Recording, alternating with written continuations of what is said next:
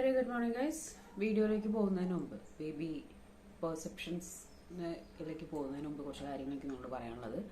First of all, കുറച്ച് ആൾക്കാർ അല്ലെങ്കിൽ ഒരു വ്യക്തി എനിക്ക് മെസ്സേജ് ഇട്ടു, വ്യൂസ് ഇപ്പോൾ കൂടുതലാണല്ലോ എന്നുള്ളത്. നിങ്ങളൊരു കാര്യം മനസ്സിലാക്കണം. ഈ വ്യൂസിന് വേണ്ടിയിട്ട് ആരെയും എന്തും പറയാം, അങ്ങനെ എൻ്റെ പേജിൽ വ്യൂസ് കൂട്ടാം, അതിൽ നിന്ന് കൂടുതൽ പൈസ എടുക്കാം, ആ പൈസ എൻ്റെ കുടുംബത്തിലോട്ട് എടുക്കാം എന്നുള്ള വിചാരം എനിക്കില്ല. ഫസ്റ്റ് ഓഫ് ഓൾ, ഞാനത് എൻ്റെ ഒരു വീഡിയോയിലും ഞാൻ ചെയ്യാറില്ല. അതുകൊണ്ട് തന്നെയാണ് എൻ്റെ യൂട്യൂബിന് വളർച്ച കുറവ്. കാരണം എന്ന് വെച്ച് കഴിഞ്ഞാൽ പല ആളുകളും സ്വന്തം വ്യൂസും റീച്ചും മാത്രം നോക്കി മറ്റുള്ളവരുടെ ലൈഫ് സ്വന്തം, അതായത് അവരുടെ ചാനലിൽ അവർ വലിച്ചു കീറാറുണ്ട്. അവരെ ഓപ്പോസിറ്റ് നിൽക്കുന്ന വ്യക്തിയുടെ കുടുംബത്തിനെയോ മുമ്പോട്ടുള്ള ലൈഫിനെയോ പറ്റി ചിന്തിക്കാറില്ല. സെൽഫിഷ് തന്നെയാണ് പലരും വീഡിയോ ചെയ്യുമ്പോൾ. ഇന്നലെ സഫീന ബീവിയുടെ ഒരു വീഡിയോ വോയിസ് കാര്യങ്ങൾ ഞാൻ കണ്ടു.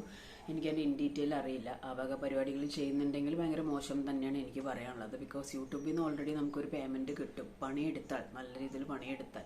അതിനപ്പുറം ഒരു 10,000 തരൂ, ഇന്നയാളുടെ ലൈഫ് ഞാൻ കീറി ഒട്ടിച്ചുതരാം, ഒരു 20,000 തരൂ, ഞാൻ അയാളെ പറ്റി നന്നായിട്ട് പറയാം, അങ്ങനത്തെ ഒരു ക്യാരക്ടർ എനിക്കില്ല. ഞാനതങ്ങനെ ചെയ്യുന്ന വ്യക്തിയല്ല. ഇപ്പോൾ അനുമോളുടെ നെഗറ്റീവ്സ് ഞാൻ ഇഷ്ടംപോലെ പറഞ്ഞിട്ടുണ്ട്.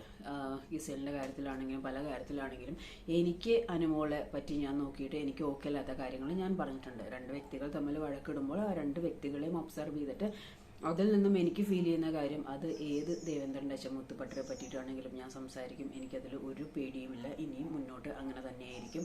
ഒരിക്കലും ഒരു എൻ്റെ നേട്ടത്തിന് വേണ്ടിയിട്ട് ഞാൻ ആരെയും വെളുപ്പിക്കാൻ നിൽക്കാറില്ല. പിന്നെ അനുമോളിനെ പറ്റിയിട്ട് ഇപ്പോൾ സംസാരിച്ചത്, അനുമോളെ പറ്റി ഇപ്പോൾ ഞാൻ ഈ പറഞ്ഞ മാതിരി ഒബ്സർവ് ചെയ്തപ്പോൾ എനിക്ക് മനസ്സിലായ കാര്യങ്ങളും മോർ ദാൻ ദാറ്റ്, ആ കുട്ടി സ്ട്രഗിൾ ചെയ്ത രീതി പറയുമ്പോൾ എല്ലാവരും സ്ട്രഗിൾ ചെയ്യുന്നുണ്ടെന്ന് പറയും. പക്ഷേ നിങ്ങൾ മനസ്സിലാക്കേണ്ട ഒരു കാര്യമുണ്ട്, ഒരു പുരുഷനേക്കാൾ കൂടുതൽ, ഇത് ഫെമിനിസം കാര്യങ്ങളൊന്നും പറയുന്നില്ല, ഒരു സ്ത്രീ ഈ വൃത്തികെട്ട സൊസൈറ്റിയിൽ ഇൻഡിപെൻഡൻ്റ് ആയിട്ട് വർക്ക് ചെയ്ത് ഏൺ ചെയ്ത് സ്ട്രഗിൾ ചെയ്ത് ഫാമിലി നോക്കുന്നുണ്ടെങ്കിൽ ആ സ്ത്രീ കേൾക്കുന്ന ഒരുപാട് കാര്യങ്ങളുണ്ട്, ഫേസ് ചെയ്യുന്ന ഒരുപാട് കാര്യങ്ങളുണ്ട്, ഇഗ്നോർ ചെയ്യുന്ന ഒരുപാട് കാര്യങ്ങളുണ്ട്. അതൊന്നും പലർക്കും മനസ്സിലാവില്ല.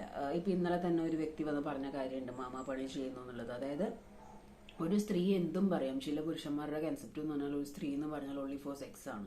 അപ്പോൾ ആ ഒരു രീതിയിലേ കാണുള്ളൂ. അപ്പോൾ ഒരു സ്ത്രീയെ തെറി പറയുക, സ്ത്രീയെ പറ്റി മോശമായിട്ട് പറയുക, അങ്ങനെ അണത്തം കാണിക്കുന്ന ചില ആളുകളുണ്ട്. ശരിക്കും അതല്ല അണത്തം എന്നുള്ളത് അവരെ മനസ്സിലാക്കി കൊടുക്കേണ്ടത് അവരുടെ പാരൻസ് തന്നെയാണ്. അത് അവർ ചെയ്തു കൊടുക്കാത്തതുകൊണ്ടായിരിക്കും ഇങ്ങനെ ഓരോ വിഷയങ്ങൾ വരുന്നത്.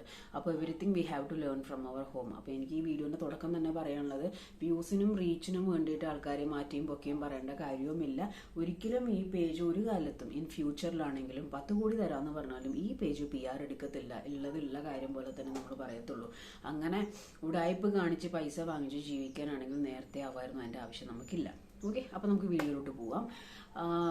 ഒന്നാമത്തെ കാര്യം, നെവിനും അനുമോളായിട്ടുള്ള പ്രശ്നങ്ങളൊക്കെ തീർന്നു. It's done.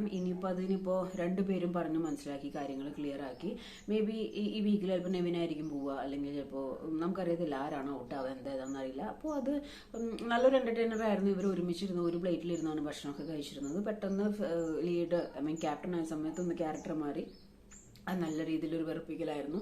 മനുഷ്യരാണല്ലോ, തിരിച്ചറിവുകൾ എപ്പോൾ വേണമെങ്കിലും ഉണ്ടാകുമല്ലോ. അത് ഉണ്ടായിട്ട് അത് വന്ന് പറയാൻ കാണിച്ച മനസ്സ് നെവിൻ്റെ ഒരു വലിയ മനസ്സ് തന്നെയാണ്. അതേപോലെ തന്നെ ഇത്രയും ഉപദ്രവിച്ചിട്ടും ആ തെറ്റ് അവിടെ പുറത്ത് അനു അവിടെ മര്യാദയ്ക്ക് സംസാരിച്ചു. അതൊക്കെ മനസ്സുള്ളവർക്ക് മനസ്സിലാവുള്ളൂ. കാരണം എന്ന് വെച്ചാൽ തെറ്റ് ചെയ്യാത്തവരാരുമില്ല എന്ന് പറഞ്ഞത് അവിടെ കോംപ്രമൈസ് ആയി.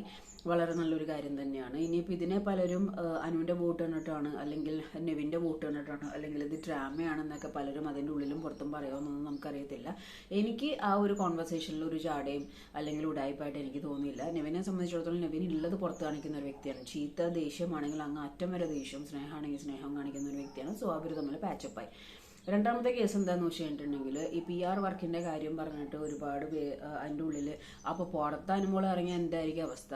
ഞാൻ പറഞ്ഞില്ല, ഈ കൊച്ചിന് പുറത്തിറങ്ങി കഴിഞ്ഞാൽ കിട്ടിയ സൈബർ ബുള്ളിങ്ങും കമൻസും കാര്യങ്ങളും ഒന്നും ഈ കൊച്ചിന് കയ്യിൽ നിൽക്കത്തില്ല. ബെറ്റർ ഈ കൊച്ചി സോഷ്യൽ മീഡിയയും കാര്യങ്ങളും കമൻസും കാര്യങ്ങളും ഒന്നും നോക്കാതെ ഇരിക്കുകയാണ് ബെറ്റർ. കാരണം അത്രയും സെൻസിറ്റീവാണ്. ആ കൊച്ചിനെ പറഞ്ഞിട്ട് കാര്യമില്ല, അത്രയും മോശമായിട്ടാണ്, വൾഗറായിട്ടാണ് കാര്യങ്ങൾ പോകുന്നത്. പലരും അറിയേണ്ട ഒരു കാര്യം, PR കൊടുത്ത് അത് ചെയ്യുന്നു, PR കൊടുത്ത് ഇത് ചെയ്യുന്നു. ഈ PR എന്ന് പറഞ്ഞാൽ പല പ്രാവശ്യം വേണ്ടിട്ടുണ്ട്.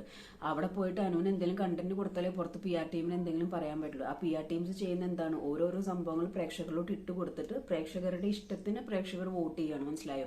അല്ലാതെ ഒരിക്കലും PR എന്നിട്ട് ബിഗ് ബോസിനോട് ഇന്ന് അനുവിനെ കയറ്റിവിട്, നാളെ അക്ബറിനെ കയറ്റിവിടെന്ന് PR പറയത്തില്ല. അങ്ങനെ PR കേട്ടിട്ട് ബിഗ് ബോസിന് ചെയ്യാനും പറ്റത്തില്ല. അപ്പോൾ അത് മനസ്സിലാക്കേണ്ട ഒരു കാര്യമാണ്. രണ്ടാമത് ഇപ്പോൾ ഒരു പ്രൊമോ നിൽക്കുന്നത് എന്താണെന്ന് വെച്ചിട്ടുണ്ടെങ്കിൽ, പൈസയ്ക്ക് ഒരു ഇത്ര ടൈമിൻ്റെ ഉള്ളിൽ പുറത്തോട്ട് പോകാൻ തിരിച്ചു വരാന്നുള്ള ആ ഒരു പ്രൊമോയിലാണ് നിൽക്കുന്നത്. അതിൽ അനു ഔട്ടാവുന്നുള്ളൊരു പ്രതീക്ഷ എനിക്കില്ല.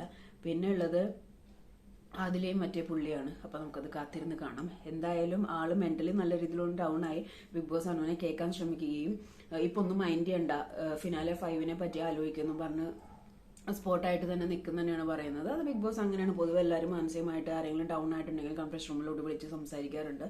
ആൻഡ് PR വന്നിട്ടല്ല പ്രേക്ഷക വോട്ടോട് തന്നെ നിൽക്കുന്നതെന്ന് ബിഗ് ബോസ് പറയുന്നുണ്ട്. അപ്പോൾ ആ ഒരു സപ്പോർട്ട് അതിൽ നിന്ന് അനുമോൾക്ക് കയറി വരാൻ പറ്റും. ഇന്നത്തെ ഒരു പ്രൊമോ എന്ന് പറഞ്ഞാൽ ഭയങ്കര എക്സൈറ്റിംഗ് പ്രൊമോ ആണ്. നമുക്ക് കാത്തിരുന്ന് കാണാം. നിങ്ങളുടെ അഭിപ്രായം നിങ്ങൾ കമന്റ് ചെയ്യുക.